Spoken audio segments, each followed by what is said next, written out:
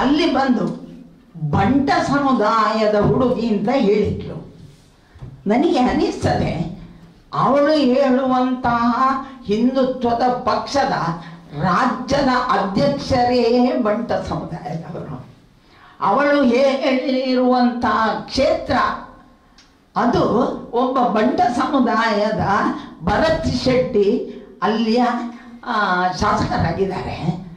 ಇವರ ನಾಯಕತ್ವದ ಅಡಿಯಲ್ಲಿ ಬಂಟ ಸಮುದಾಯದ ಹೆಣ್ಣನ್ನೇ ಆಕೆ ಹೇಳಬೇಕಿದ್ರೆ ನಾನು ಚೈತ್ರ ಕುಂದಾಪುರ ಅವರಿಗೆ ಸವಾಲು ಹಾಕ್ತೇನೆ.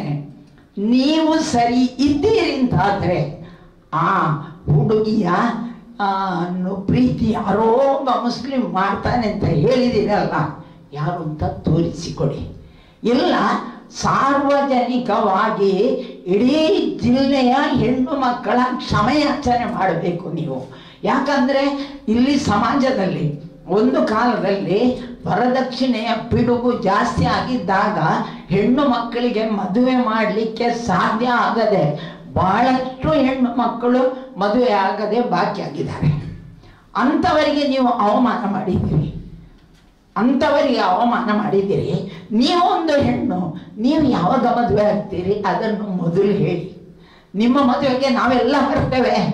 ನೀವು ಯಾರನ್ನು ಮದುವೆ ಆಗ್ತೀರಿ, ಯಾವಾಗ ಆಗ್ತೀರಿ, ಎಷ್ಟು ವರ್ಷದ ಒಳಗೆ ಆಗ್ತೀರಿ ಅದನ್ನು ಮೊದಲು ಡಿಕ್ಲೇರ್ ಮಾಡಿ.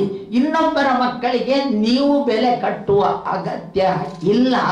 ಹಾಗೇನೆ ನಿಮ್ಮನ್ನು ಯಾರು ಹೇಳಿಸಿದ್ದು ಅಂತ ಹೇಳಿದರೆ ನಮಗೆ ಅವರ ಹಣೆ ಬರುವುದು ಗೊತ್ತಾಗ್ತಿತ್ತು.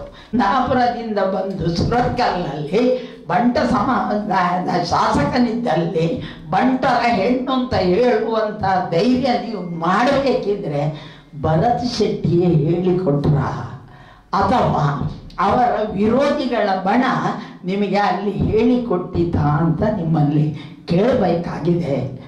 ಚೈತ್ರ ಇನ್ನೂ ಸಣ್ಣ ಪ್ರಾಯ, ಹಿಂದುತ್ವವನ್ನು ಸರಿ ತಿಳ್ಕೊಳ್ಳಿ. ಹಿಂದೂ ಹೆಣ್ಣು ಮಕ್ಕಳು ಇನ್ನೊಂದು ಯಾವುದೇ ಹೆಣ್ಣಿಗೆ, ಯಾವುದೇ ಧರ್ಮ ಇರಲಿ, ಯಾವುದೇ ಹೆಣ್ಣಿಗೆ ಆರೋಪ ಅಪವಾದ ಹಾಕುವಂಥದ್ದು ನಮ್ಮ ಸಂಸ್ಕೃತಿ ಅಲ್ಲ. ಸೀತಾ ಸಾವಿತ್ರಿ, ಗೀತಾ ಗಾಯತ್ರಿ